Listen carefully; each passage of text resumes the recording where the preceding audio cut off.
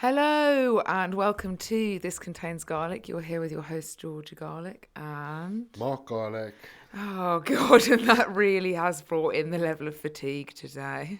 Why? You need to be pumped because today is our 50th episode. Yeah, but we've got a little bit of a weird day today because just personal things moved around and decided that we'd go to A spin class. a spin class. And if you've followed our podcasts for a The while, spin we diaries. did do spin diaries last year. We started we're obviously you'll know obviously we lift weights all the time, and we lift weights obviously with great intensity, which means usually I feel like I'm as fucked as I come off of an assault bike. But Wednesday's a rest day for us because normally we're back to back in London, so we're not today. So we're like, right, we'll go to a spin class. It was really average, wasn't it? I Do you gave know it my what? all. We did give it our all, but I really struggled to give me it all because the instructor kept on telling us, be kind to yourself, do you know what I mean? Like, don't worry if you can't go at your full capabilities, do you know what I mean? It's okay. It's not okay. People are there to train. Like, I mean, Yeah, that's you've me. got quite an interesting take on the perception of the. Look, okay, I'll be honest, okay, stereotypically and also visually and absolutely correctly what is coming out of my mouth. Today we were in a spin class with a lot of women who were quite lean, do you know what I mean? Yeah. Clearly loved the cardio, housewives, do you know what I mean? No offence, do you know what I mean? I wish I was a housewife. Like Me literally, too. me too. Me too. Like literally. I'd be on the walking pad all day, fuck. I'd be so busy. I was so busy.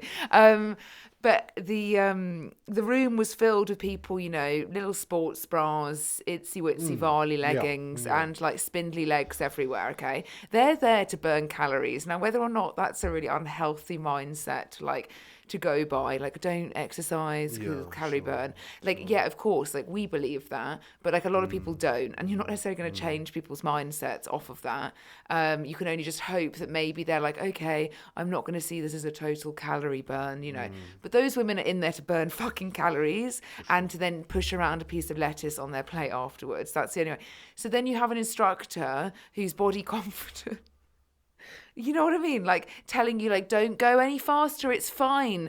Be kind to yourself. Like, what is 70% to you? It might not be better than last week. What? Just try and be better. Like, in my mindset, I'm like, why wouldn't you actively encourage people who are paying for a class? Probably like maybe for some people that's their only class a Because week. maybe there's you want everyone to be you want the process to be inclusive of You're there to everybody. train. You are inclusive, and you've turned up, But so there you've are included some, yourself. there Do you know what are I mean? some, Like, literally. there are some ladies that were on a very different, some ladies were relatively fit and were going, at a good pace, and some ladies weren't obviously. Yeah, but that's always as the case fit. because it's not all So maybe athletes. she's just trying to touch base with the Mark, there was target nobody market. in that class that wasn't exactly what I just listed. No, I'm Exactly. Not, I'm not So, just, like, I'm just sometimes, being what made devil's it worse is advocate. because Mark nearly had to help the woman next to him because I had to go up and down so much with your fucking arms, doing a wide Yeah, the lady who stance with just the on old. show. When they tell you to like bounce up and down on the bike, fucking irritates me. It fucking irritates me. I'm like, I just want to cycle. I don't want to have a party. And when Beyonce came on, I thought, Christ, that's it. Like literally, Yeah. I can't stand Beyonce. Yeah, I'm not too keen on the arms going up and down. But I Anything feel arm like with it spin, is- nothing to do with arms. Yeah. Just keep your arms stable and do the work. I Do feel the work like with the it legs. is- Get yourself gassed. Like fuck's sake.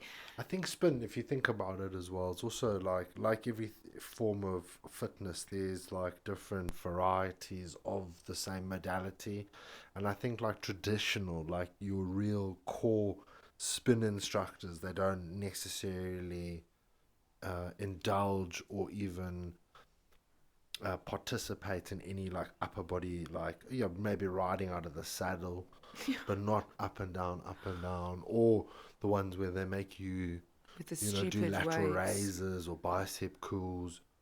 Yeah, it's just like stupid. Spin is for spin, and this is exactly what I speak about.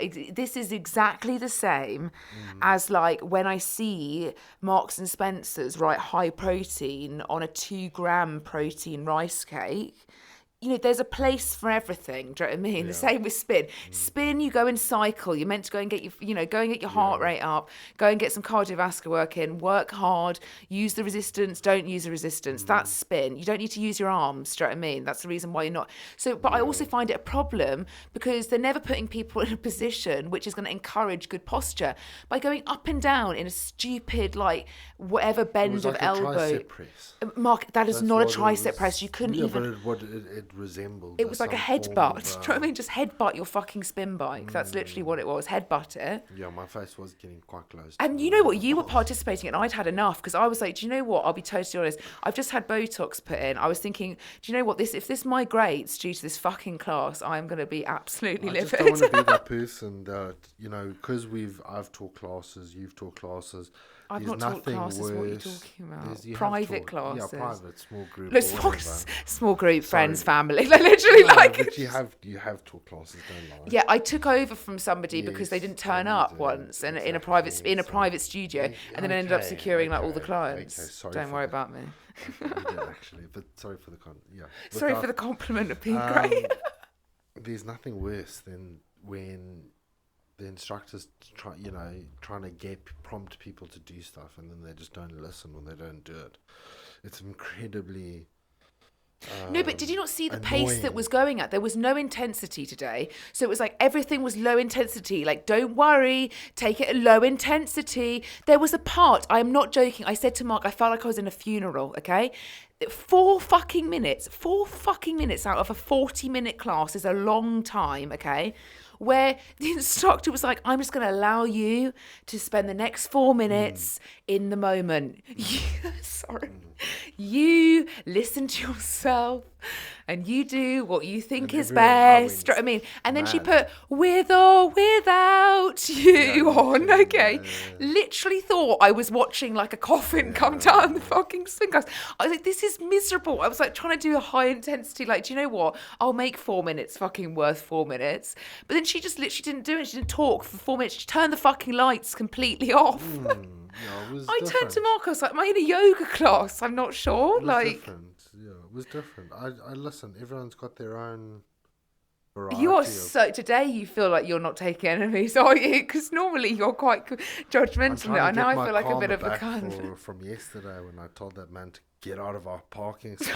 God. And then I realized that I turned into that woman who was like writing letters and sticking them on people's There's cars. nothing more annoying 'Cause though when I- you've had like a I busy day and passively- somebody's in your car passively park. aggressively parked him in. I was like, okay, I'm going to show you. I'm going to go bumper to bumper with you. And make sure you'll never be able to move your car, not even in an emergency.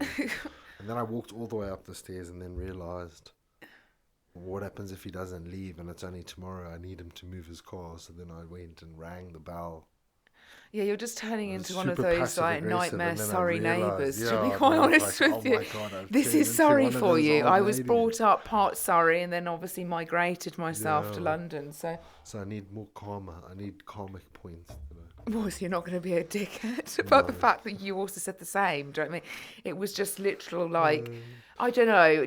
I just. To be fair, it gives me a lot of appreciation for the other lady that we used to go on a regular basis to, because her class is so much more because structure. you could just Oh see my that god. like every single track Was planned. accounted She for. also was like, right, guys, I need you working at this RPM. It was like very Yeah, it was very encouraging. specific That's what as people well. should be going to a class for. You're going to the class. Well done, you've made it to the class. Now please just move, okay? That's exactly Yeah, what just group getting there classes is should not encourage good you to enough, do. Do you know what I mean? You actually. But that's why you do a you group need to work, class. yeah. Go and work, oh my God, there's other people here, supportive environment, great, we're here, good music, somebody encouraging you, go for it. That's why you're there. Not to be told. Yeah, not to just fucking daydream. But I'll be honest with you, that's Because that's why, again, there's nothing worse than when people just go there and they're just like, like daydreaming or not listening or just doing their own thing. You'd be surprised, like that. There was that one guy in that spin class. He just comes and puts his own headphones in and just does his own thing. I'm not surprised today that Just music like was what- so loud. I honestly felt like my parents when they took us to like Abercrombie and Fitch, like in New York, like when we traveled to America when I was younger.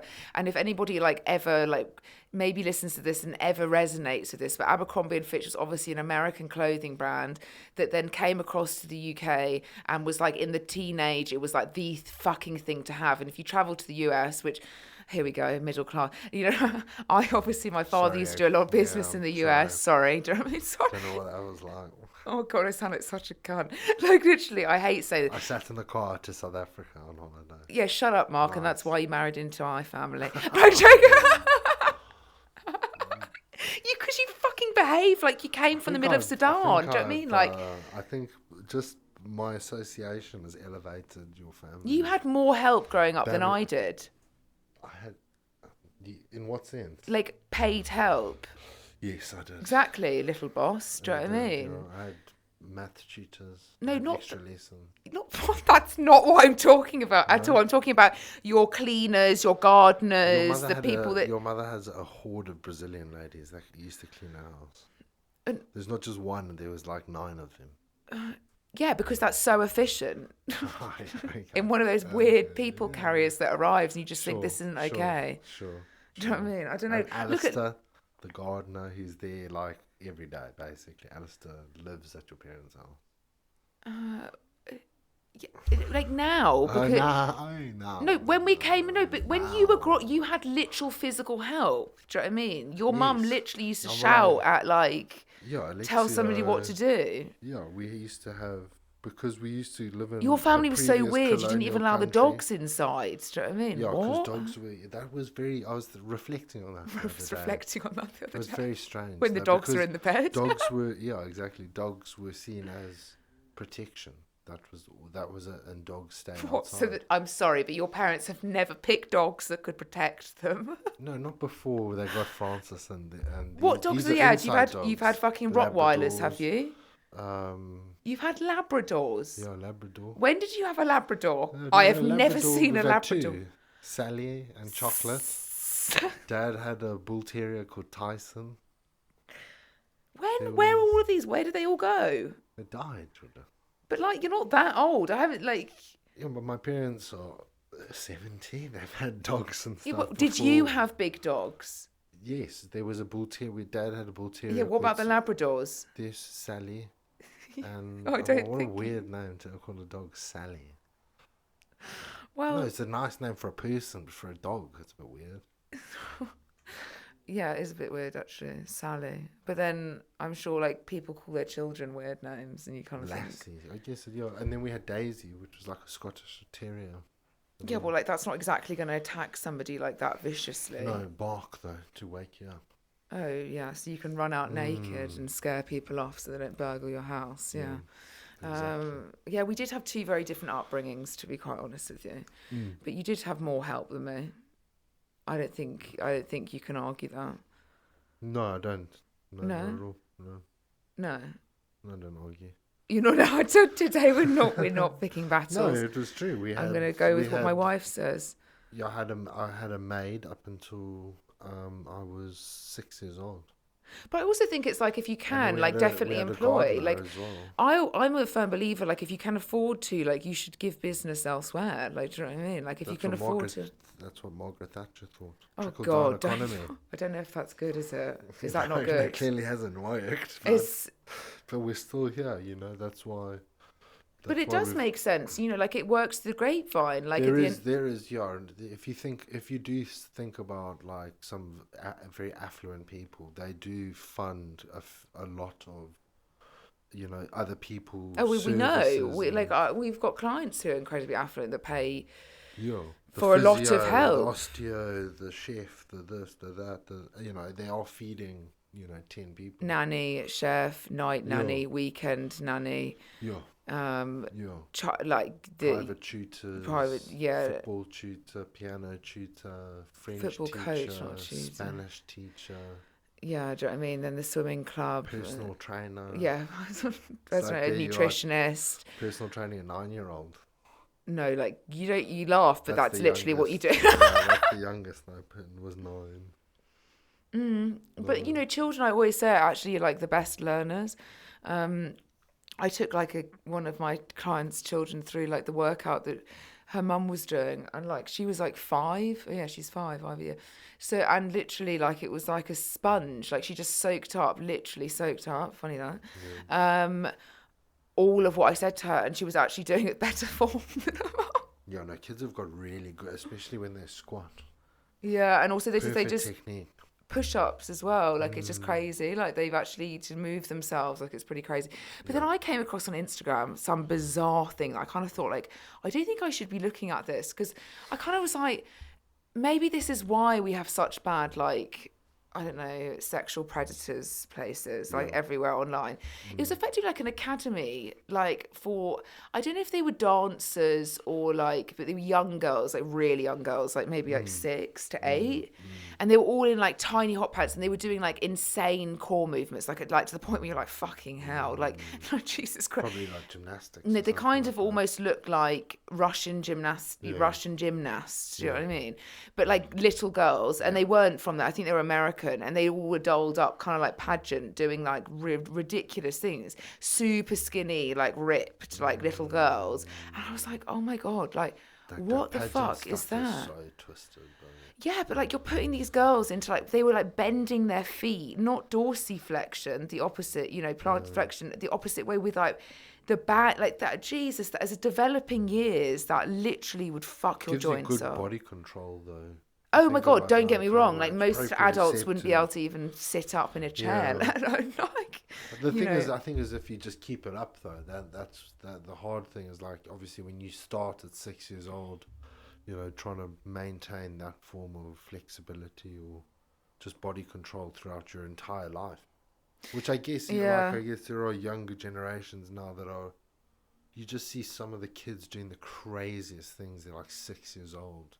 Yeah, And because you've we've seen, never had that obviously, advantage. Like when I was growing up at that Yeah. age, we didn't have the advantage of like I'm people. sure these kids are like, what, 2, 3 years old, like just on an iPad, just, getting attached visually or like some form of stimulus that connects with them. And then they just go down very, I guess for some children it could be sports orientated. Like you just see some young What are you kids doing the talking about? craziest things like skateboarding. Yeah, but like a kid, like what kid wouldn't be watching it at like 3 years old? They would do be. you know? How else are you going to be No. skateboarding at like such a proficient age at 6? No, I know your like nephew watches YouTube, which is questionable. Yeah, but I unless- don't think that's like anything that's like Bob the Builder type stuff, not like something. Yeah, more but these practical. girls, what I was saying is that these girls, like, it's just a little bit like I don't know, like it's. Don't know if we should be showing that to like millions of people, like millions of views. Like I know TikTok's like all that, but like I still to this day haven't even got TikTok. Oh my god, I'm so Tic-tac-toe. old. Tic-tac-toe.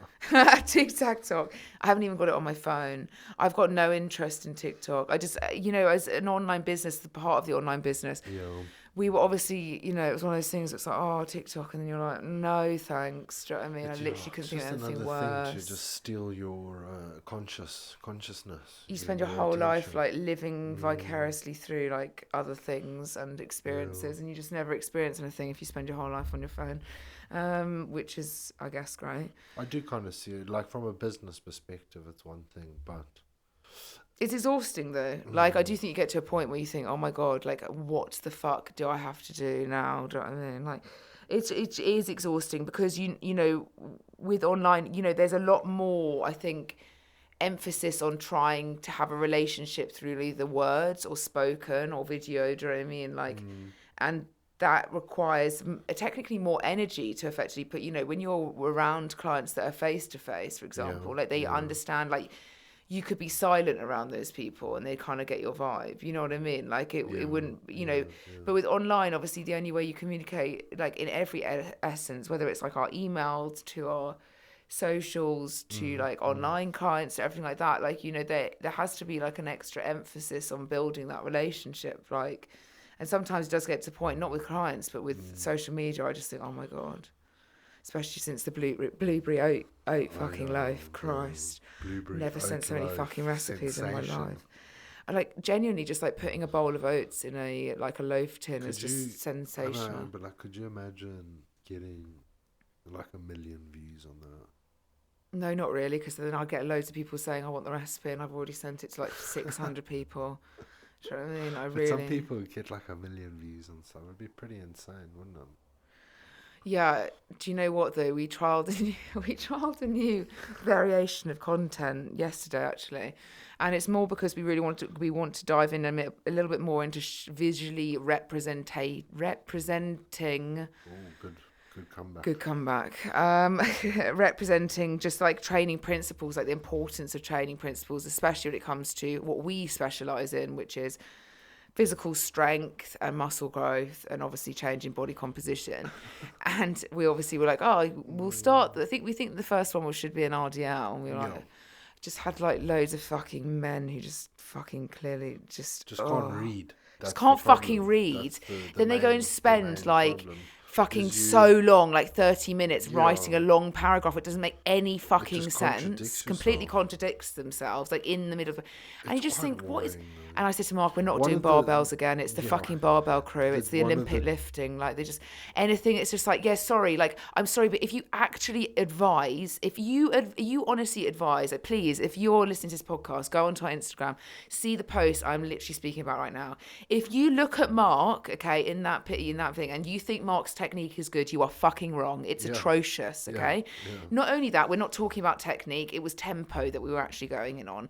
But, like, we should never, as coaching team, whether or not you're, you know, an athlete, do you know what I mean, and you like doing CrossFit or Olympic lifting or whatever, you should never be encouraging general population to move like that. And your whole job is technically helping those people. So my point of view is that, like, yeah, okay, what did that one guy say? He said, like, how does this make sense? He said, both people are doing the same amount of reps, so they do the same total duration. But one person, Georgia, was doing, like, she would take 1 minute to do her set of 10, and I took literally 15 to 12 seconds to do a set. So how is that literally the same duration? Yeah, like, literally, like, what? It's like 5 times the amount. There are 60 seconds in a minute, and that 1 minute is longer than 15 seconds. And it's just, you get to the point where you just cannot. Like, okay, so how am I going to break this down to this person? Because clearly, they haven't read the context or understood the context of the situation, and they're talking about things that were not even mentioned, and then you just don't rise to it. God, yeah, but it's always, I'm sorry to say this, like they always follow us as well. So I'm just like, I don't care about followers like this. I really don't. Learn something. Just please learn something. Because don't go and spend your time, because, you know, a lot of these coaches, I have to say, like, if you've had no hands-on experience in the industry, like literally coach people, you know, you really don't know much. Do you know what I mean? Like, you're going to have to really learn. And, you know, if you haven't got hands, you're going to have to do additional qualifications to learn how to coach people. But the thing is, when you're coaching somebody online and you're not, let's say you're not saying to that person, okay, I want you to submit your training videos, and let's say you've never done, because coincidentally the two individuals that commented on this post have been online personal trainers that, again, when you look into the context of their profiles, don't necessarily look like they've come from a face-to-face background. So you're asking clients to go and execute these movements, and you're not actually seeing the actual execution of the movements, and you never have seen the execution of the movements, and how pear-shaped, you know, the general population can generally move their bodies if they haven't been taught how to do it correctly.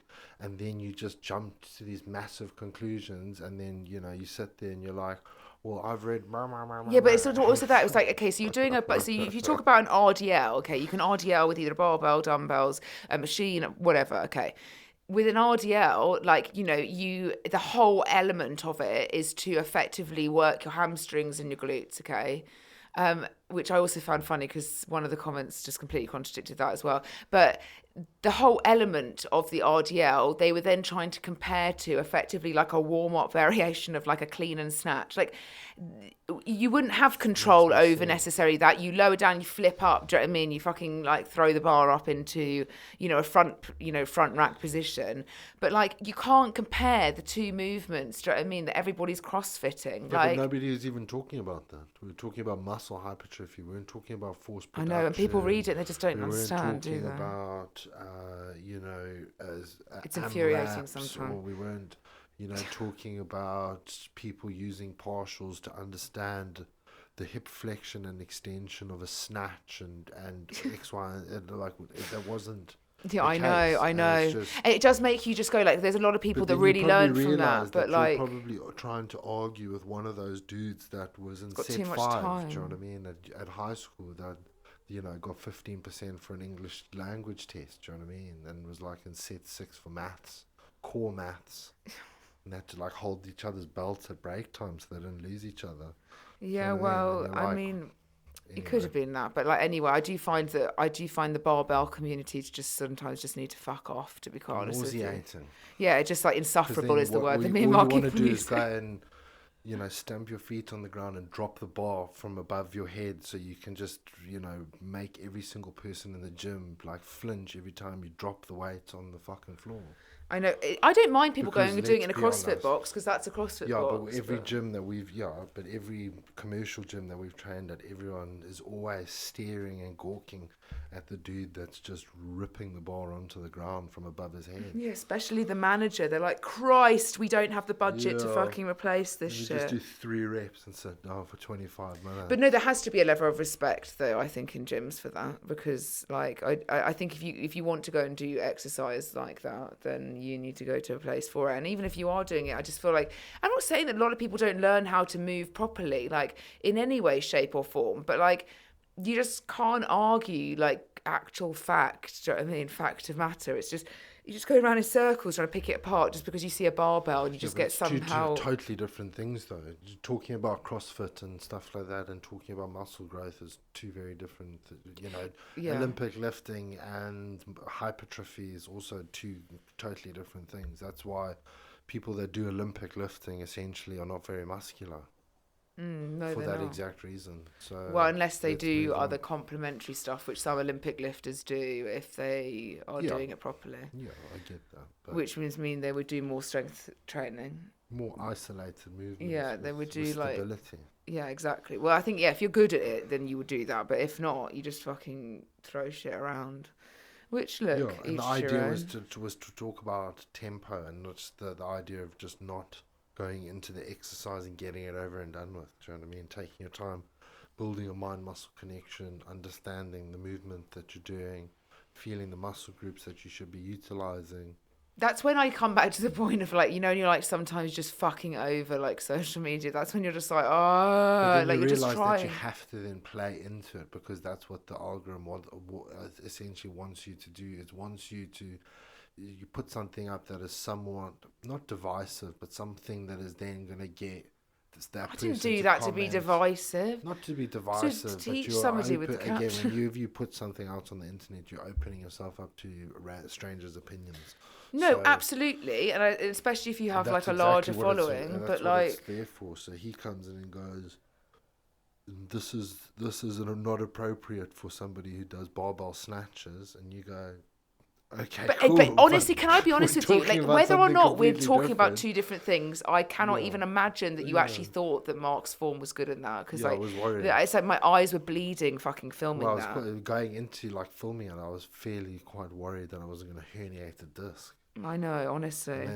And then all the women who commented on the post were bang on with their answer, and lo and You behold, know what? I'm going to go into something here that actually I got so all the annoyed by skinny somebody men who commenting, are another like, man. Do you know what I mean? oh, this is so wrong, and it's like, bro, do you even lift? No, that's absolutely that. And do you know, I honestly want to throw you out the window when you say things like that. That gives me the complete ick. Don't ever say that again. Like, fuck off, Mark, please.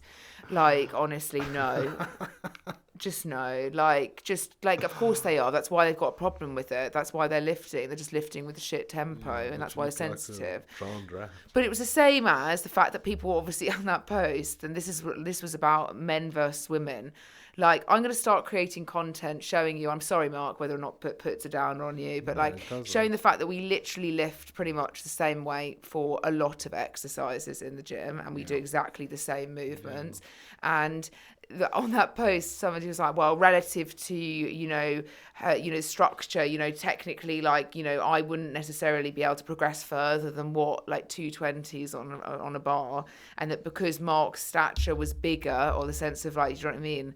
That he would be able to subsequently be able to lift more than me. And I just thought, do you know what? Like, I'm sorry to like put you potentially down in this situation, but I'll fucking tell you that's so incorrect. Like, Yeah, the why fact that would they you be honestly putting me think that down for it? women, no, but they've honestly that assumption that they think that women, like, Yeah, but they're that's capped at a certain amount due to society's their size. Do you know yeah, what I mean? but Fuck off. We are literally stronger than like, I am stronger. I will hand on my heart say, and I will take pride in saying this. yeah, I am stronger than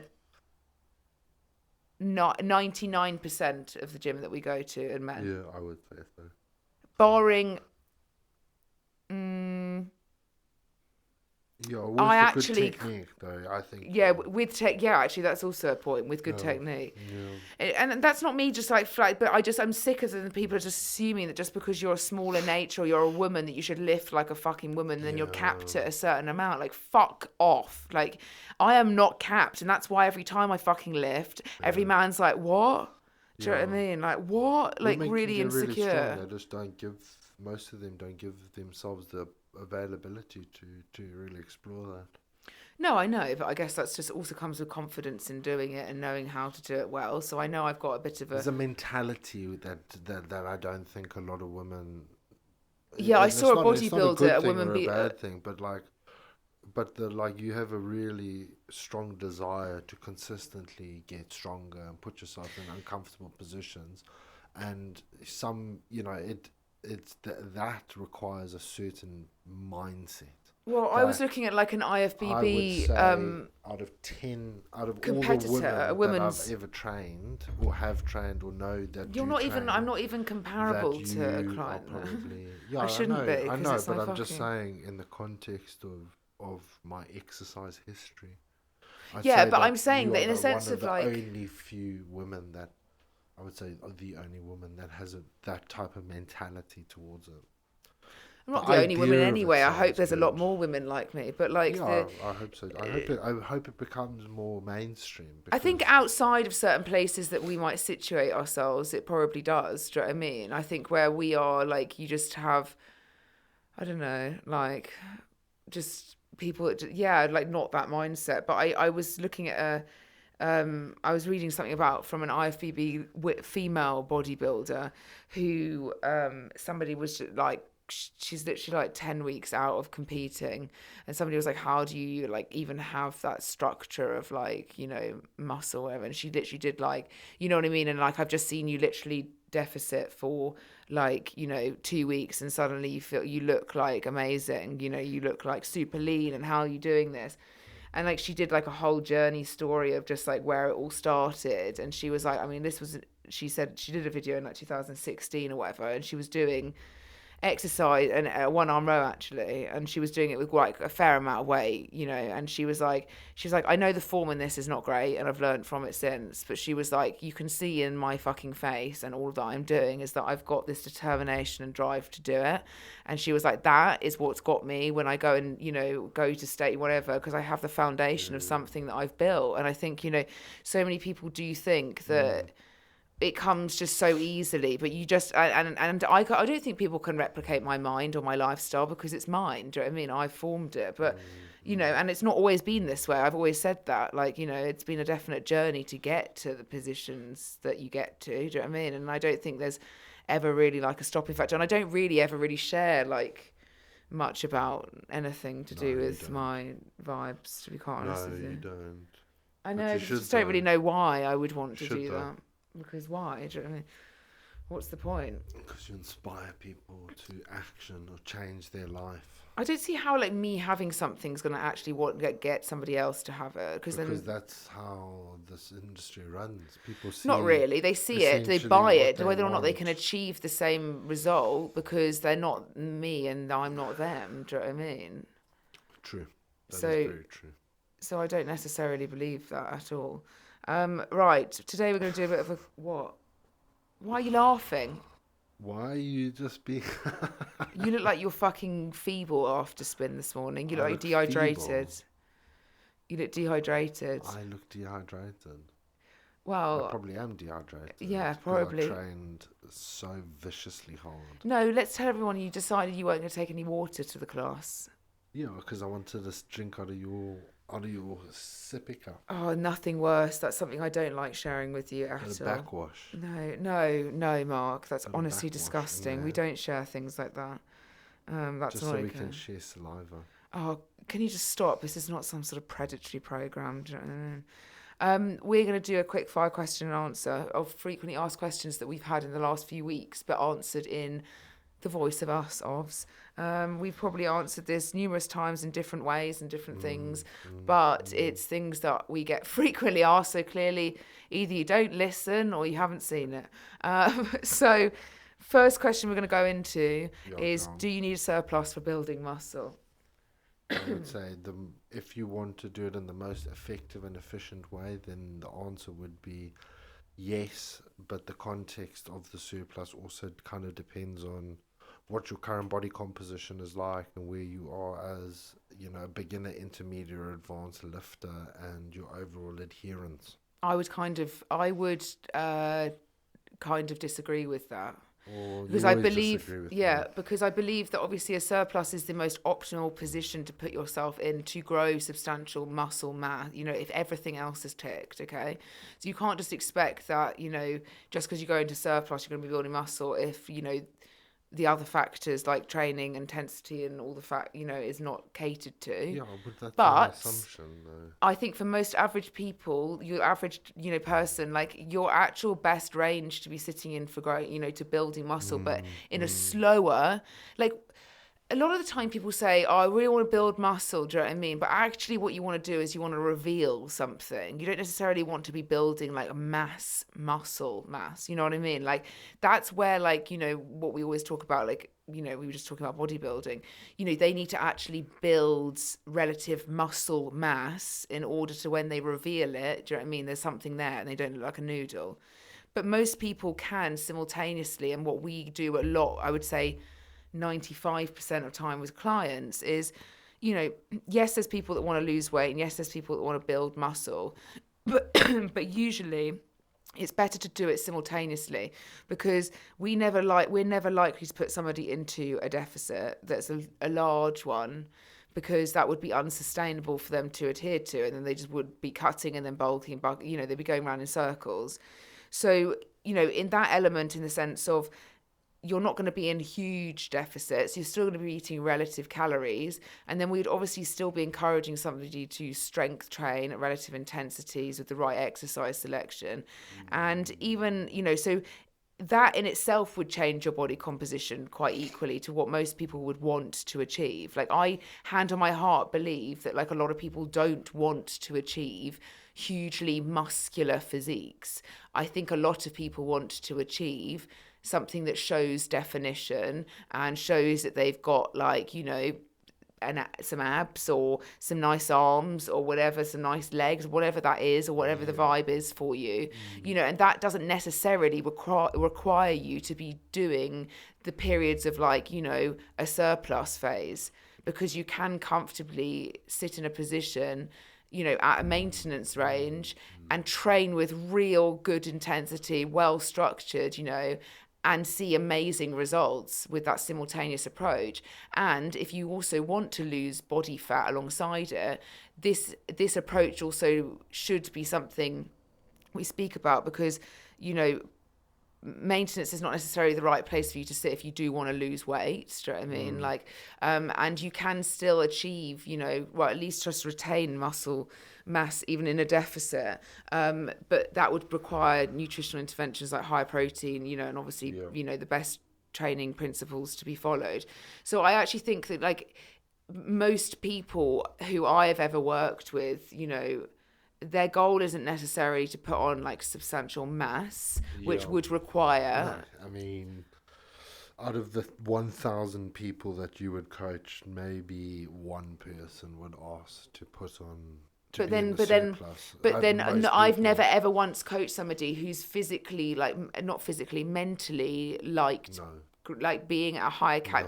you know, like obviously we're always at relative calorie amounts, but like if you want to grow and you want to Yeah. like you're going to have to be eating a Yeah, lot, like. I don't think a surplus And when people is. see scale weight go up, they're like, what? Generally, surpluses are really only for individuals that are physique competitors or bodybuilders or something along those lines. There's just That, like no need. Like, always ask yourself in these situations, like, what am I doing this for? Do you know what I mean? Like, am I doing this to be? I'm sure there I've are had some recreational lifters, like that like to be in that shape, like, want or to want to be like in good bulk shape. and Like, we've cut got and bulk and clients. cut.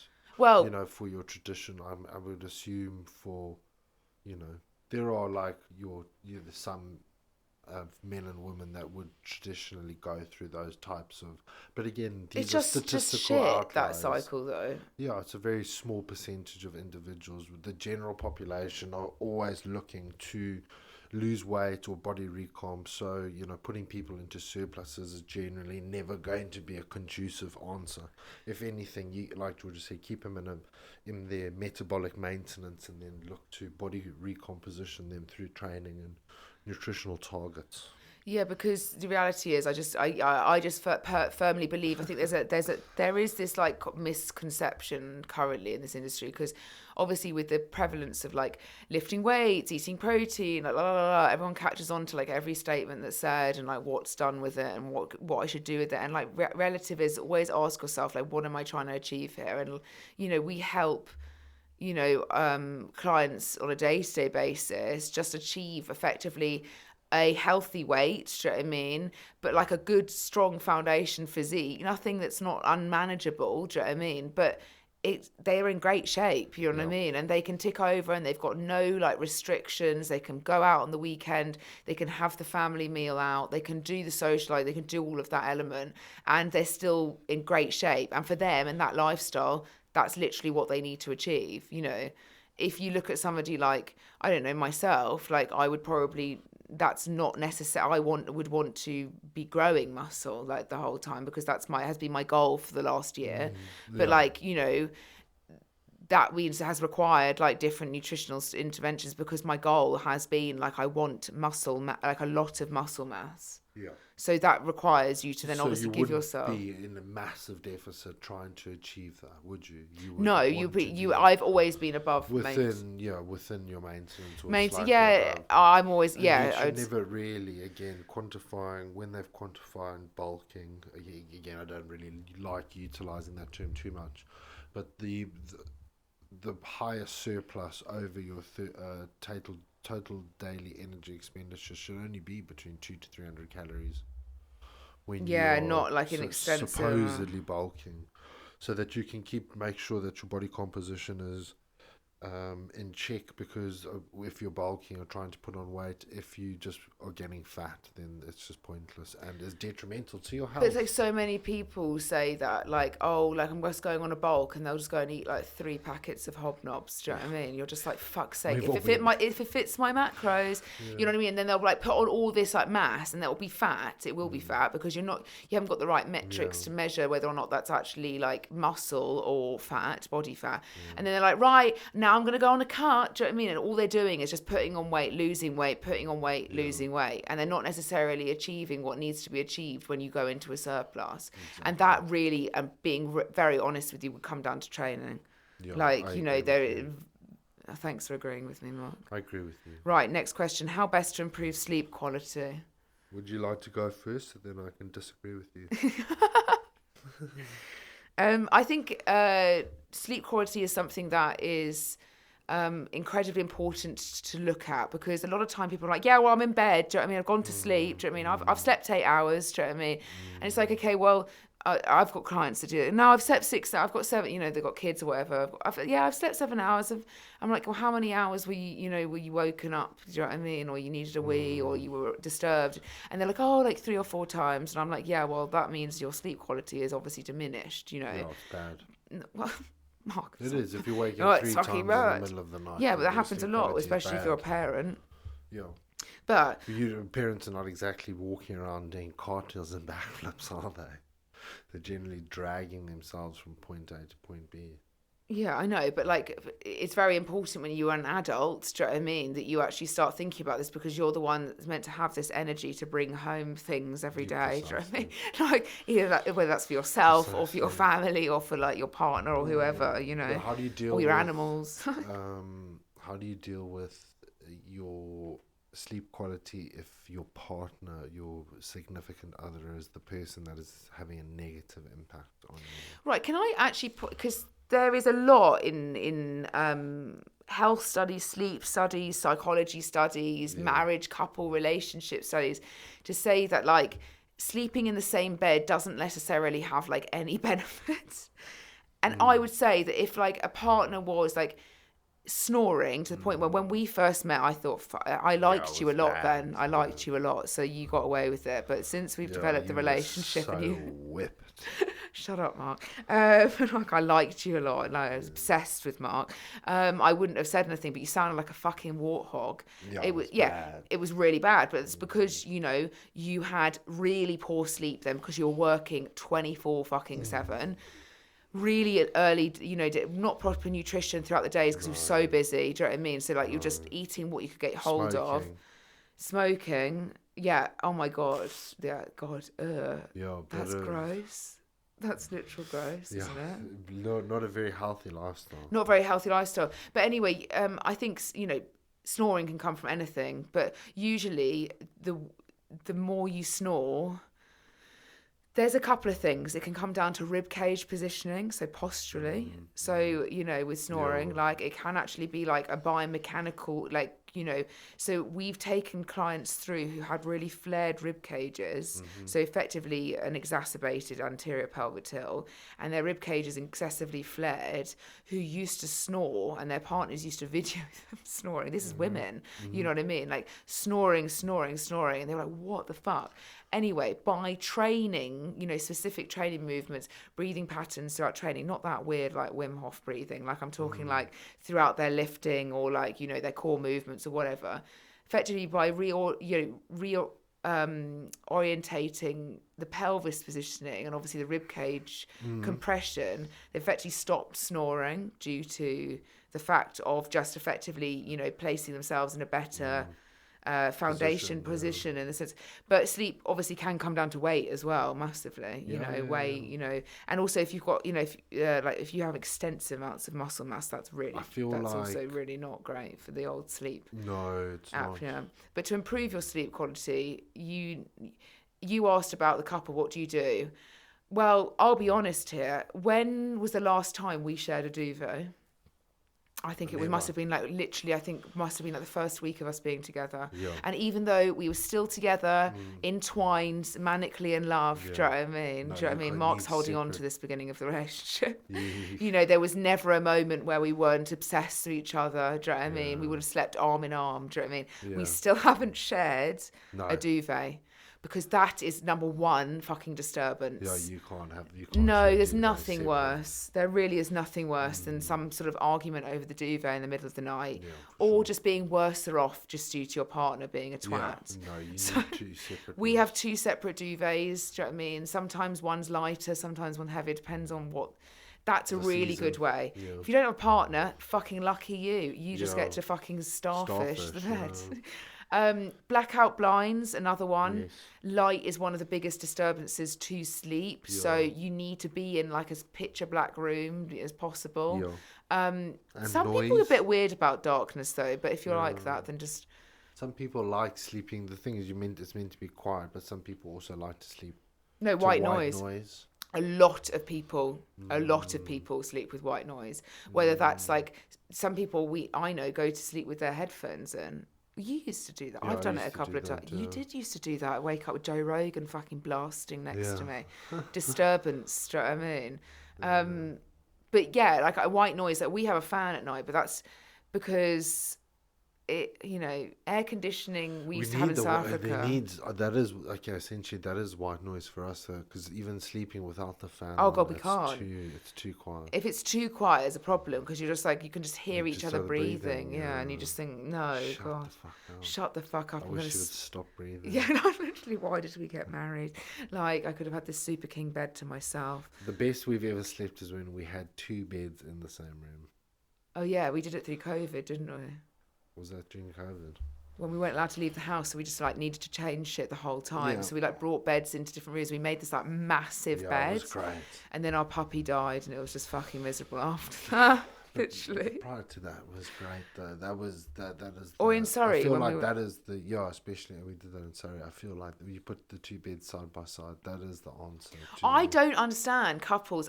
Look, hats off to you if you're sleeping in a double bed, two of you. Sometimes I don't. There's no judgment for people that sleep in separate rooms. I feel that's a bit weird. No, but that's because of your...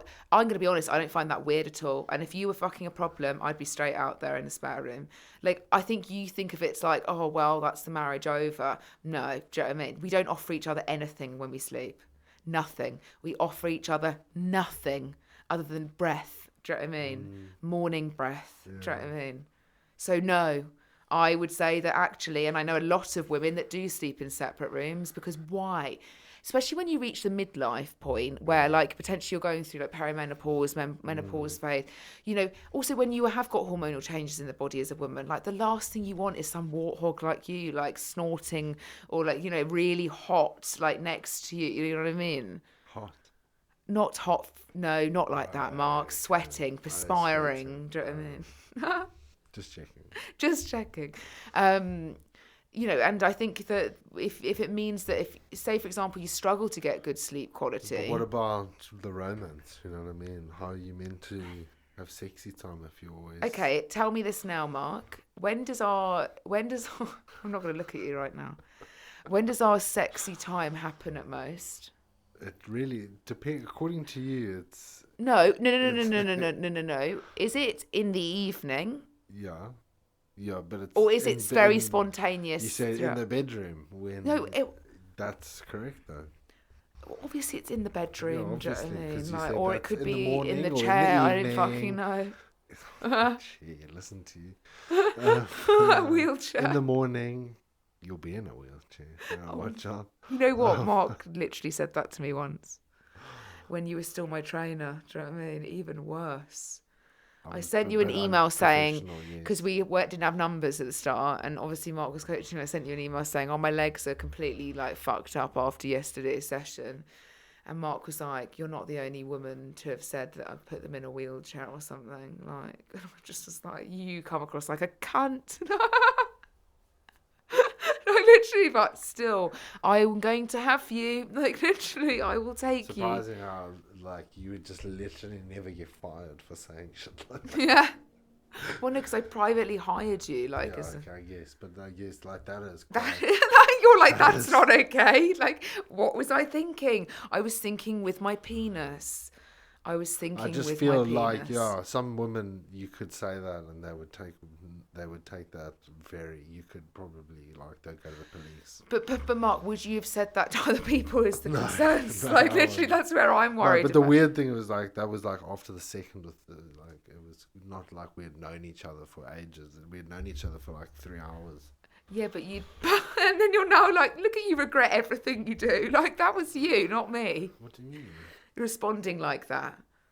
That was you, not me. Yeah, so because I wanted to smash.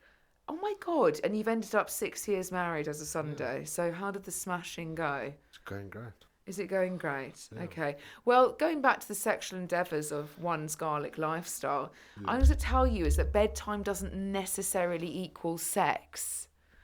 Just because we're in the premise, that's not when I'm most primed. Primed. And I appreciate that. The most primed is usually quite spontaneous. I realise that. Yeah, I know. So, going back to sleeping in two separate rooms, do we offer each other anything at night? No, I really get it. But I personally... I want a Californian king bed. That's like bigger than the Super King. Yeah, I think, no, like, the bigger the bed, the better, obviously. Yeah, like there are couples we know that literally sleep in a double bed, the two of them. Yeah, that's impossible. Yeah, but maybe it's the size of you. Maybe that you're like that. I'll call me a big boy. Yeah. Go on. No. Tell me. Just say it quickly. Right. Is there a difference between convenience protein and whole proteins? Yes. And this Quick is something. fire. Quick Yes. fire. Yes. That's the only thing we're going to say. Right. Next Um, question. Convenience proteins are the likes of what you see marketed, like protein puddings, protein fucking rice cakes, protein breads, protein, lots of things that necessarily, there's only a couple of breads on the market that are protein breads Protein that are actually bars. protein bars, protein crisps, protein Yeah. fucking everything, all What would those Eddie marketed. say? All that fucking shit. Oh, Eddie Wake up. What the fuck? No, wake the fuck up or something. Yeah. Convenience proteins have obviously come about because they're fucking convenient to increase your protein intake. However, they're now making most people's diets up completely. And I see this happen frequently when I consult with people with nutrition, when I guide people through nutritional planning. I look at where they're getting their protein from. And as much as it's got protein in, do you know what I mean? It's not giving them the benefit that a whole food protein, a whole source of protein would give them. Definitely. You have to be very aware of the differences of this, especially if you're expecting a physical result when it comes to body composition. Preach. Mark's like something, you're like a gospel choir today. So when you look at your protein intake, I would suggest your convenience part slots in at literally a snack at most. Your main meal should be made up of whole sources of protein. There is a significant difference, and why is that, Mark? Let's give you the mic. Because most convenience-based proteins are poor quality proteins that have a poor bioavailability, or the spectrum of the amino acids in the protein have inadequate amounts of leucine, which don't necessarily contribute to your leucine threshold, which is the most important amino acid required to stimulate mTOR, which is the process to create muscle mass. Exactly that. There we go. There we go. So basically, not all convenience-based proteins are gelatin, but the vast majority of them are gelatin. No, so let's stop there quickly. Gelatin is just like pig's No. hooves. So let's just quickly. No, Mark. Gelatin's fine if you want to eat gelatin. It's really my point is that's only in quality is not very good, or they have only in protein bars. Yes. You can't say that is gelatin in protein puddings. Please? And there are then other types of proteins that are concentrates, or some forms of protein that is not as a high quality as your traditional isolate, or. But can I be honest with you? Like isolate is the ideal. Like cool. Like isolate, whey isolate, cool. Like no, just as an example, and then your traditional seafood, beef, chicken, all the really good stuff that has been proven to have a very wide range of amino acids, especially very high amounts of leucine, creatine. And that's why it's really important with when you're vegetarian, for example, or plant-based alternative, where that's why it's very important you get a variety in your diet of different protein sources, because are you gonna just stop fucking commentating on what I'm saying? No, there was very true. No, it's such a but saying that is something that you don't really see people really talk about is the nutritional deficiencies of plant-based or vegan-based diets. I'm not talking about vegan. With regards, I'm talking about to vegetarian. And you're not letting me speak about. Yeah, but it's a very talking about it's not just about getting protein. It's about the different types of protein, which is what I was very happy for you to say that. I was very happy. Okay. Yeah, because I think when you go for a vegetarian, there's always these things of like, what am I going to eat that's got protein in? And usually, first up with vegetarian, you are going to have either a meat or meat-free alternative to something, which again, I always say there's a vegetarian, vegan, plant-based foods. A lot of time people don't know how to cook for that kind of lifestyle. They just don't know how to prepare meals for it. So the meals end up being just like literally, you're getting protein from, consistently with cheese, or you're consistently getting protein from yogurt always, or you're consistently getting protein from the same corn piece, do you know what I mean? And you're failing to maybe get adequate amounts across all spectrums. And it does have a really detrimental impact on not only your energy levels, your impact on your health on a day-to-day basis, but in the sense of your expectations on return if you're wanting physical progress. Because like when we look at body composition, there's obviously a loss of body fat and there's an increase of muscle mass, but your skin consistency and like, texture changes. Like, and protein, as I always say, like protein, there are excessive amounts of protein, but like protein, to get enough protein, that really on a full spectrum, so including all amino acids, really does help like what your skin looks like. If you're somebody that's sat there with like dimpled skin, or you know what I mean, like constant, yes, okay, increasing your muscle mass will massively help that, because you're creating something. Muscle obviously takes up less room than body fat, and it would change the texture of your skin having more muscle mass. But in the sense of your actual body composition and skin texture, like when you are a higher protein diet, it's astounding what it does in the sense. So when it comes to vegetarian, vegan, I do see that a lot of protein-based sources are not just protein. They're also either dietary fat or they're also carbohydrates.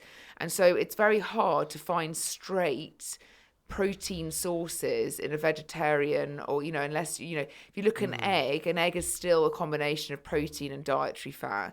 If you look at like anything to do with a legume or anything like that, it's still a combination of a carbohydrate and a protein source. So it's tough to get protein in without reaching for that convenience, of course. But I don't really like to say, depending which choice you go with, I don't really like classifying whey protein as a convenient source-based protein, because I believe that if you've got a high quality whey protein that is very, very beneficial to your day-to-day routine, would I advise you to eat every meal with whey protein and expect it to be optimal? No. But is that far better? Like, I had this conversation with a client the other day where we were talking about aspartame, and like, we're not going to go on to that topic today, but she said, when I gave up drinking alcohol, because she stopped drinking alcohol a year ago, she was like, I also decided I wanted to cut out all aspartame. And I was like, interesting, because scientifically you don't have to do that. Anyway, she used to drink Diet Coke quite frequently, and she stopped drinking Diet Coke. And then she said, and I was eating at breakfast, I was having one of those protein yogurts, not one of the Arla ones, I think it was one of the Lindell's ones.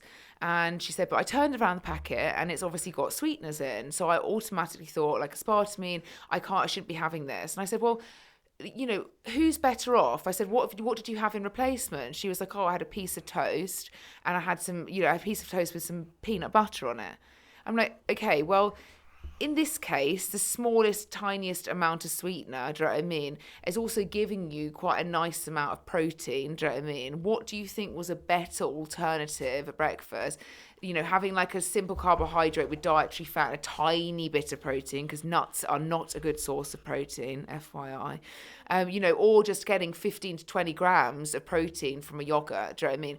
But so worried about that sweetener element. But you have to have something. This is the problem, is that why I come back to it shouldn't make up your whole diet, but they are convenient when you look at that alternative. What's really better in that situation for somebody to be doing, seeing as your goal is to have a great physique and to, build muscle and to see, fat loss. Like, actually the better option was probably to go with the yogurt, but I could literally talk about like protein source. So I do think, vegetarian, vegan, plant-based things, just be aware that like what you are eating is giving you full amounts. And I would always heavily advise vegetarian, vegan, plant-based, that you also supplement with creatine.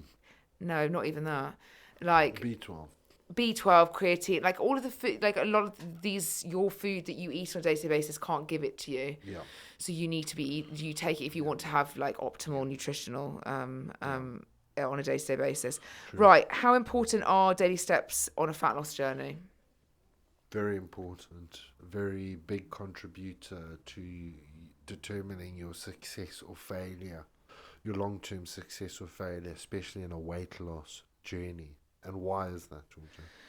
Okay, well, I don't like the word sex, like success or failure, because I think that that's like illogical, because that's really like negative. But Am I not entitled my opinion I think if on you it? look at them, yes, of course you are, Mark, and you're entitled to Because listen to the mine. But reality is, if you don't hit your steps, well, like, you just you know, asked me. then it's going to be a bit of a problem. Well, if you look at your total look at your calorie amount that you have on a day-to-day basis, okay? If you want to have the most for your, I guess you say, I always refer to it as most for your money, in the sense of like the most for your calories, like, you know, you're going to want more than less for if you're going to do a sustainable fat loss journey. Because yes, okay, you could go on low calorie for a few weeks, but I can assure you, you'll give up, and then you'll put the weight back on, and then you'll be doing it again in the next couple of weeks. So it's Exactly. always better to do obviously a slower and steadier approach to fat loss. So when we look at steps obviously are a massive contributing factor to your metabolic like Rate. and output, like your day-to-day output. How It's much of a contributor? sorry, why do you sound like you're Just quantified for people. well, I need like a diagram in front of me. 25%. Yeah, but that's you can't logically say like it's specific for every single person, because that might No. adapt, but out of your metabolic, it has a much higher contributing factor on a day-to-day basis than even your exercise.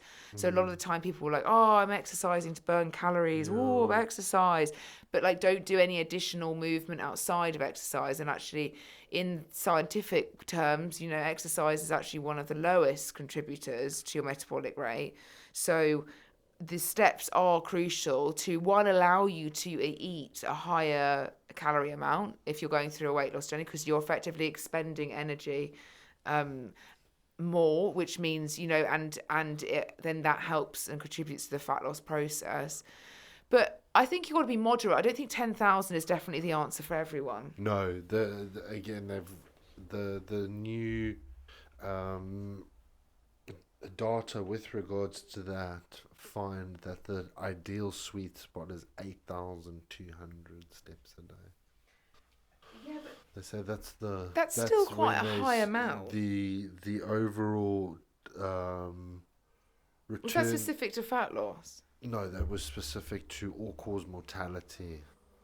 So just the more steps you do, the up to about 8,000, for every 1,000 steps that you do from where you are currently up to 8,000, you see a massive reduction in all-cause mortality with regards to autoimmune diseases and a few other things. I think And if you're then only doing, I think the rate of diminishing returns then reduces after 8,000, and past 16,000 you actually see an increase in, or like a negative. So like again, there's probably is a, you know, a boundary. Again, I guess there's an adaptive response to each individual, but I'm sure there is a Well, level of too many steps. there is, and I think, you know, you're never going to be able to outwalk like a poor diet either, which is something I see quite a lot of people try and do, where, you know, and also you've got to understand the more movement you do on a day-to-day basis, the more hungry you're going to be. Yeah. So that's something you've got to be really conscious Yeah. about when you lose fat, that, you know, you're Yeah. also playing with the fact you're in a deficit, you know, you're moving more, you're eating less technically. Well, that's why you use strategies like food volume and all the rest of it. That's for another day. But I think you've got to just be aware that the more like cardiovascular or fatiguing exercise or movement you do, the more likely you are to be susceptible to not being able to adhere to what you need to adhere I to think in the sense of steps the is the calories. long-term solution to like maintaining your overall body composition and your weight. And also just being so like, it's made such a huge positive impact on so many clients, just being more like consciously aware of like, okay, I'm you know, I'll get off the bus here and I'll walk, or I'm not going on the tube, Yeah. or, you know, I won't go take the car, or I'll walk the kids to school, I won't get in the car. You know what I mean? Like all of these things where like it just adds up, you know, just by doing a couple of thousand, 3,000, 4,000, you know, more steps. You know, your average person, you know, in the UK walks like 2,000 steps a day. So, you know, if you actually put that into context as to where you would ideally need to be, Yeah. you know, you wonder why, like going back to what we spoke about in the last podcast, like, you know, the contributing factors to why like we're morbidly obese in the UK, because, you know, over the years we have to move, you know, it's become, you know, if we look to 2024, it's just like we don't need to move anywhere to get anywhere. We can get in the car, we can do all of this, we can get things to us, you know, that we've effectively eradicated, you know, large portions of movement throughout the day as the years have gone on, and have become into this very sedentary lifestyle as humans. And then obviously contribute that with environmental impacts of food consumption, in the sense of being prompted to eat stuff outside of environment, or just usual intake but less movement. You know, you end up with putting on weight. And so I do think in a journey where if you want to actually see positive body recomposition, I'd say steps are very important. Yes. More so than I would say in a fat loss phase if you were in a deficit, because it steps would keep your body composition at a moderate. It would allow you more flexibility in a body recom. Yeah, I definitely agree with you on that, for sure. It's just it's the one tool that allows you, as people like to label it, nutritional flexibility. Because if you're not moving and you're sat on your ass all day, then you can't eat a lot of food. And then if you extrapolate that to depending on your genetics, depending on your gender, depending on your height, weight, you know what I mean? If you're 5'2" female and you're sat on your ass all day, if for you to be in a deficit, you would literally need to be like on 1,200 calories. Yeah, and you sat there miserable when where you could just get up and move like 5,000, 6,000, 7,000 steps, which actually you'd be surprised that when you track them and actually just incorporate a couple of like 20-minute walk break or whatever. And it's not just the metabolic advantages, it's the mobility advantages. Like every step that you take, your body undergoes, you know, huge biomechanical requirements and fulfillments from when you go into like the gait cycle and how the different joints come into interaction and the muscles, and it's such a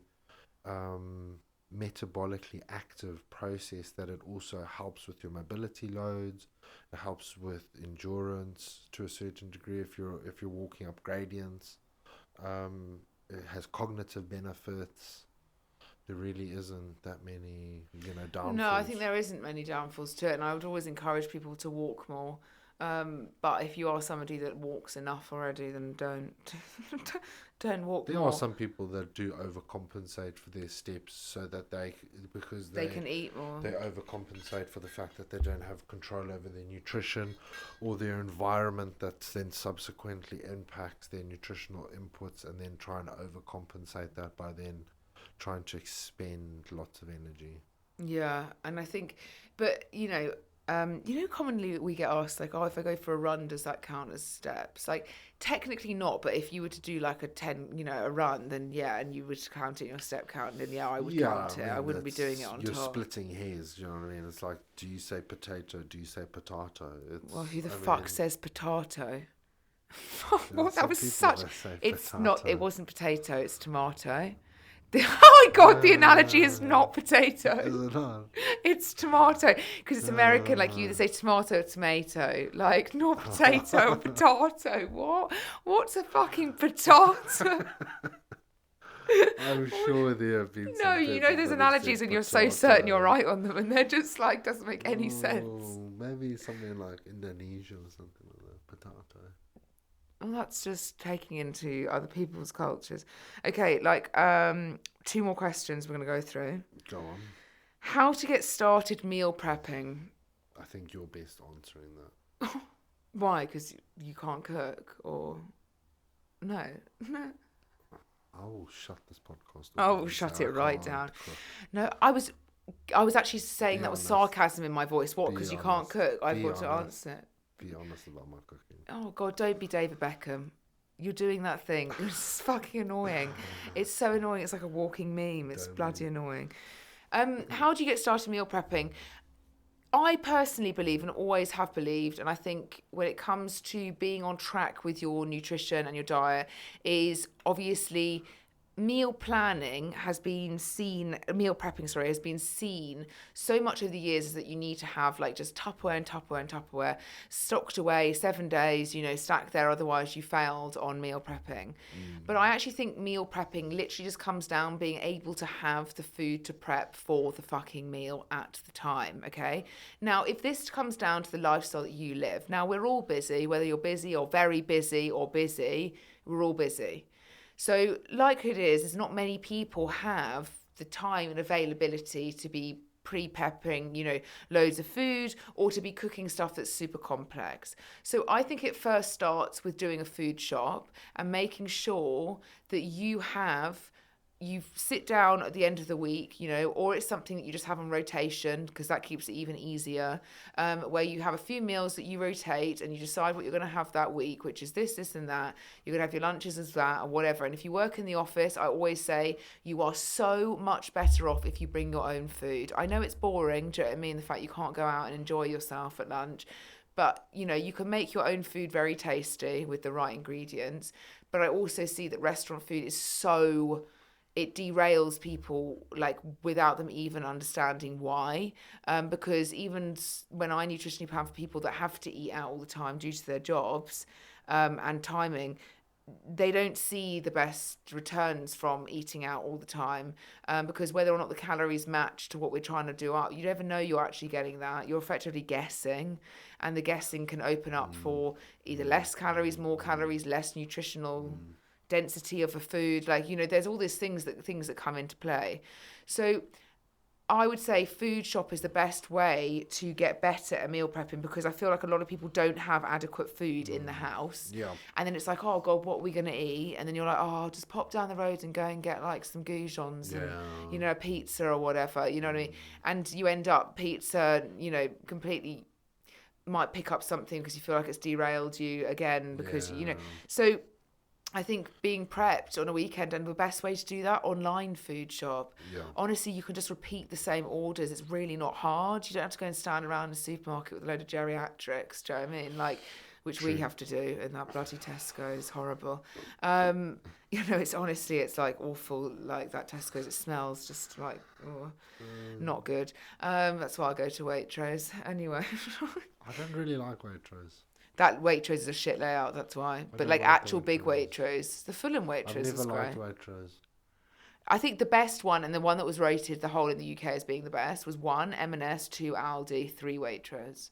And I would agree with that. I think the other ones have gone shockingly downhill.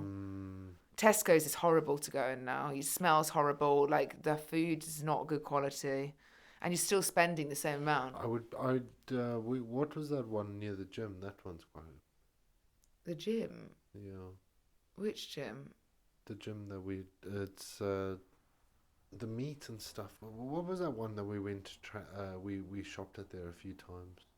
I don't know what you're talking about. In London? No, yeah, they did all the protein mousses and stuff that we really. The meat. That was Aldi. The meat is better at some of those places. No, it's not really. Is it not? The problem is with Aldi is it's just too far away for us, and then we have to go to Aldi. You can't online shop, and I don't really. Spending so much on the. Oh my God! Come out and spend like £400 on the fucking middle aisles just buying like random shit. But I'll be honest. I think some of the meat from those kind of shopping places are better than your traditional. I think Tesco's is definitely lacking. Tesco and Aldi, like Aldi's better than Tesco's, hand on my heart, like definitely, like in the sense of their produce, like it's way better, like way better. Marks and Spencer's is the best. Extremely chocolatey biscuits. No, I was thinking more of the chicken. Do you know what I mean? But yeah, the chickens. They like every time. Really weirdly, every time I film with M&S ingredients on social media, people always ask like, "Where did you get that chicken from?" And it's always M&S. People ask you the weirdest questions on social media. Because they're probably like, "Oh, my chicken breast doesn't look as nice as that," and I've just paid. But we prep our chicken breasts. We cut all the bits off them, don't we?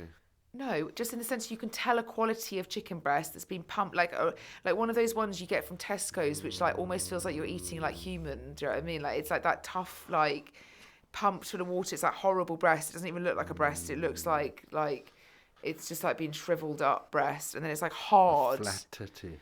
No, it's not a flat titty, for Christ's sake, Mark. Honestly. But yeah, I do think the quality of food is. I mean, the quality of food in the UK at the moment is dog It's shit. atrocious. Well, I think if you can shop farmers and locally It's butchers. okay. But like some people are shopping at that Dalesford and paying £9 for four chicken thighs. No, they're not. They're paying more than that. Get your Is facts it more? right. Is Yeah, it more expensive than it's more that? about like £14 for like For four four chicken thighs. thighs. Yeah. But again, amazing quality, delicious. I'm That's hoping why the I'd go to the chicken- butchers. I'm hungry right now. Yeah, I could eat some chicken thighs right now. Oh no, I don't really like chicken thighs sometimes, I unless. love chicken thighs. Yeah, I know you like chicken thighs, but we don't really have them that often because they remind me a bit of. But that's what Eddie would say, that you need to eat chicken thighs. Why do you keep on bringing up Eddie? Do you want to fucking promo him? It's because he's everywhere at the moment. Everyone He keeps is sending us everywhere. videos of him. Everyone, all of our clients send us Eddie videos. No, not all of our clients. Literally a couple of them. A few clients.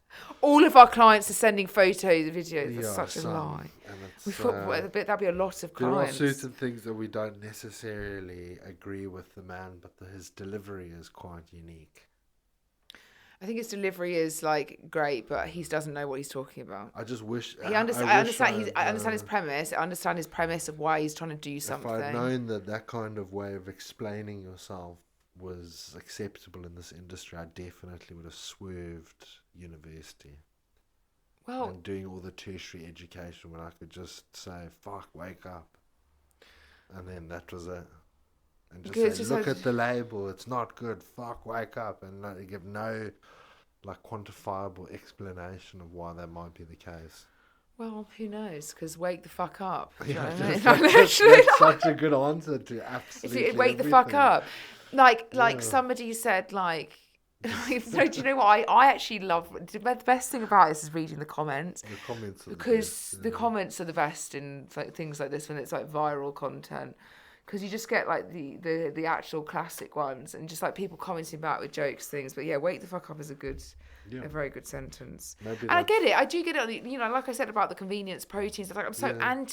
I'm anti macronutrients being used when they don't need to be used in food products. Like, as I said, a rice cake is a fucking rice cake. You can't make it super high protein. You have a rice cake and a carbohydrate source. Okay, well done.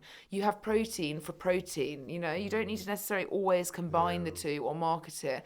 And yeah, it makes companies huge amounts of money, but it is also fueling like the amount of shit that people are eating now just to try and get their protein in. I'm sorry that it's atrocious. The amount of shit people are Why eating. don't people just eat just meat?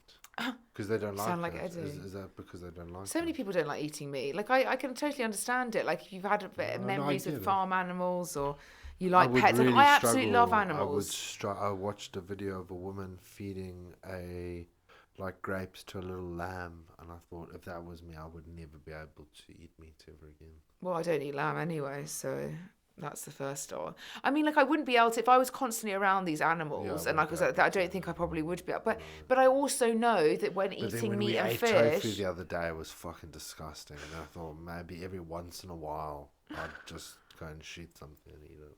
But the thing is, though, like, you know, we didn't have tofu back in the fucking olden days. Do you know what I mean? Like, Tofu is rank.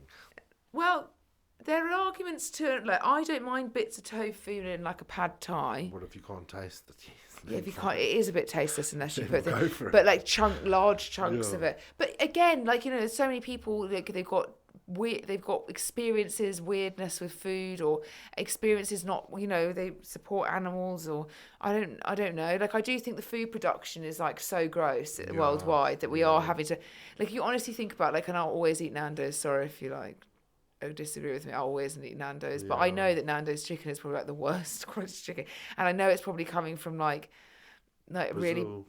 what? Chicken will be coming from Brazil. I don't think the chicken's coming from Brazil.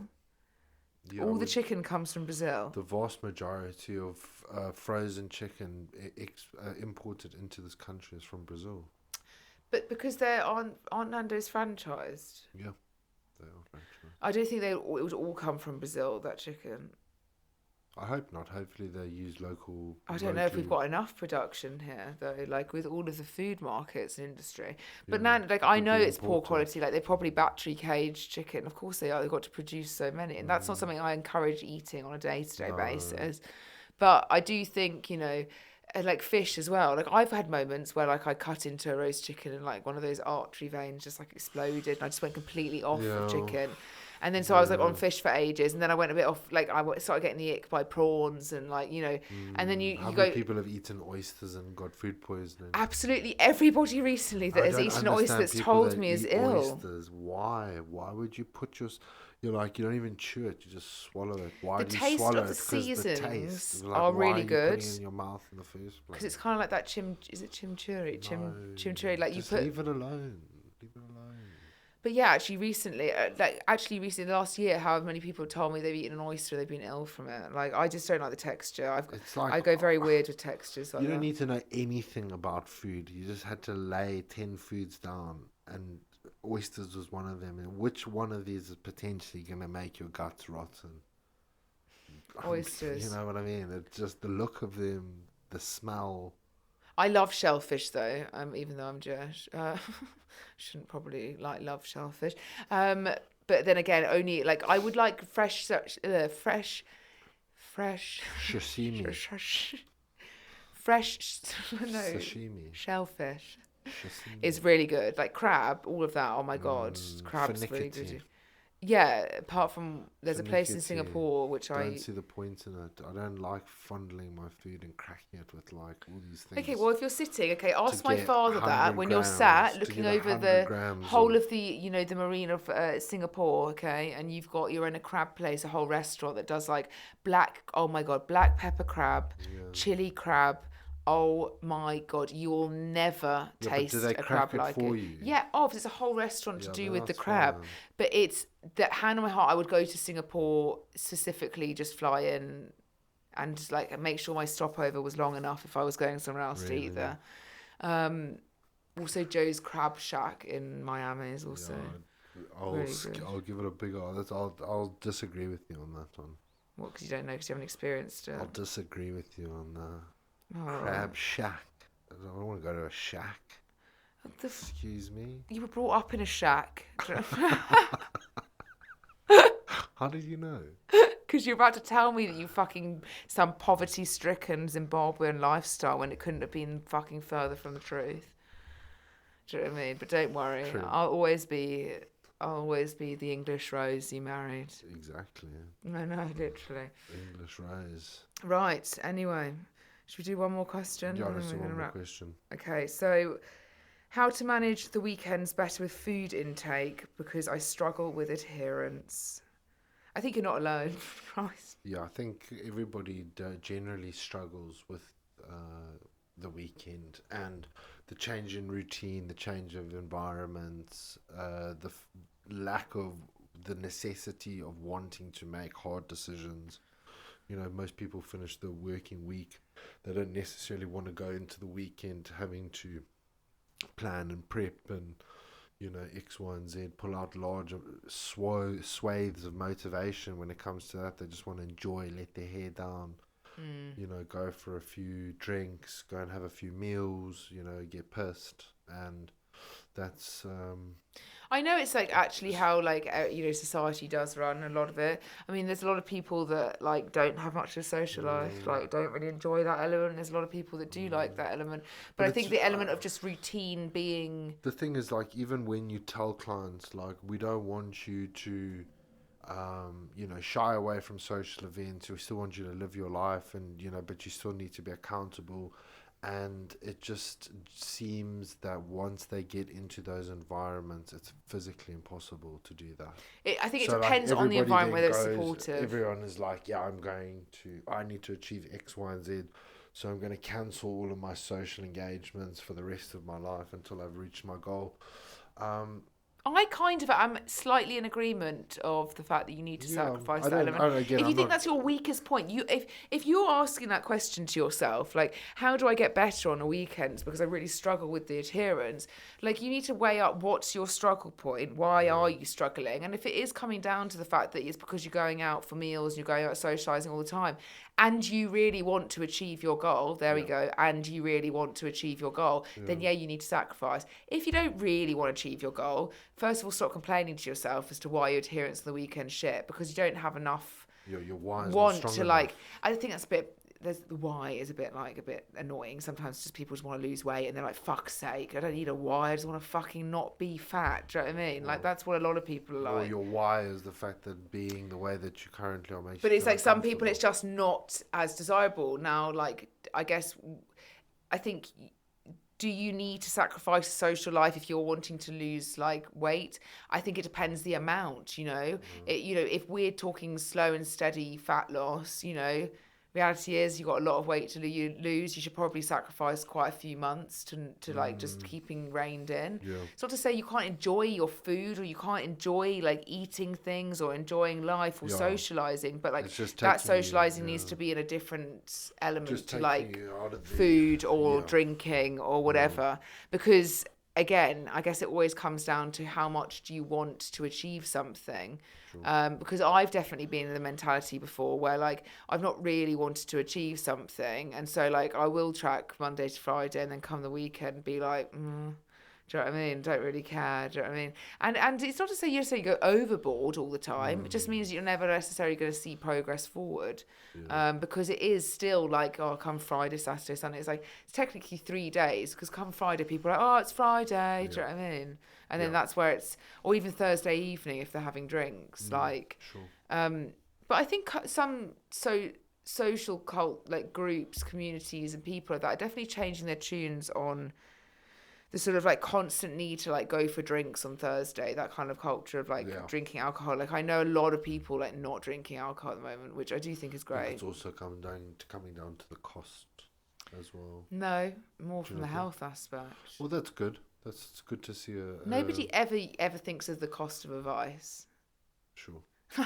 Like, because why would you justify that? I would hate to know like what getting like pissed in London would cost. Like, not much for us. It'd be like one glass of wine. I'd have a red for your face, get average, ragingly drunk. Person who's having 6 pints, a couple of shots. Well, a pint in London, I think, isn't it? I think we could totally incorrect, but I think it's like 6 pack, like 5. I think it's more like 9. £9. I think it's more like 9. Let me Google this. How much is a pint in London? Well, I think I'm going with 8.50 to 9. It is 8.50 to 9. No, I guess it would. It's not. Average price is £5.90. Fuck, I was right. For a pint, that's still pretty good value for money. And that is the UK's most popular city, coming in at the 14th most expensive. London charges more than double the world's average for a pint. Yeah, well, I guess that would be £5.90. because you've got to pay rent. 4 pints later, you're only 20 quid deep. It's not that much. That's not that much. Yeah, but then it's all that happens afterwards, like calling the dealer. A few nose bags. No, but I think, and then it goes loose, isn't it? Like, oh, we'll have shots, and then we'll have the ketamine. No, like when you go you're and there for 4 party, then you have to days. go out, and then it's the food. Do you know what I mean? Like a kebab Afterwards, on the way home. that's probably only going to cost you like 4 quid. Do you know what, guys? Going out's not that expensive. Carry on. We've just done the maths. It doesn't even work out. If you drank, Do you know what we do, Mark? You didn't eat, then it would be relatively quite cheap. Then. Like if you wanted 'Cause a our meal problem in is London at like an eating. average place, you'd probably set back like a couple £100 for 2. Yeah, so if you just drank that, then you'd probably save money. That's how you deal with it on the weekend. Don't eat, just drink. Oh my god! And that's binge exactly drink. what we should end our fucking Just podcast binge. I'm with. gonna clip that and put that on my social. Just binge drink. No, you're not going to do that. Friday, as soon as you get off work, bottle of vodka, knock it back. Don't Mark, eat. can you stop talking? Wake up the next Stop day. talking. Bloody you can't- Marys. No, you honestly like now somebody's going to be influenced to do that. Do not do that. Do not do that. To get a better relationship with food, you need to realise, 1, What are you trying to achieve here?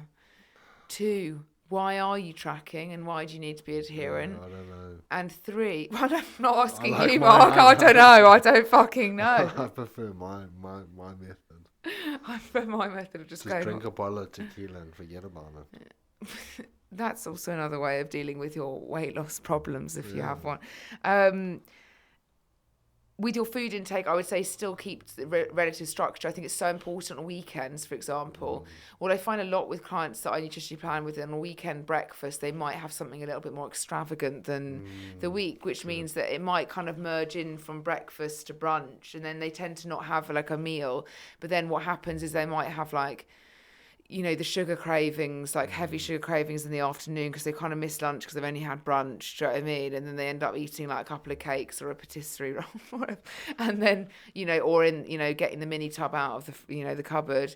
And then when dinner comes, you know, because you don't tend to be as prepped, like it tends to be reaching for like convenience, which is like ordering it or like cooking something that's quite calorie dense. So I would say again, you know, I think for us it's very important that we have food in the house on a weekend.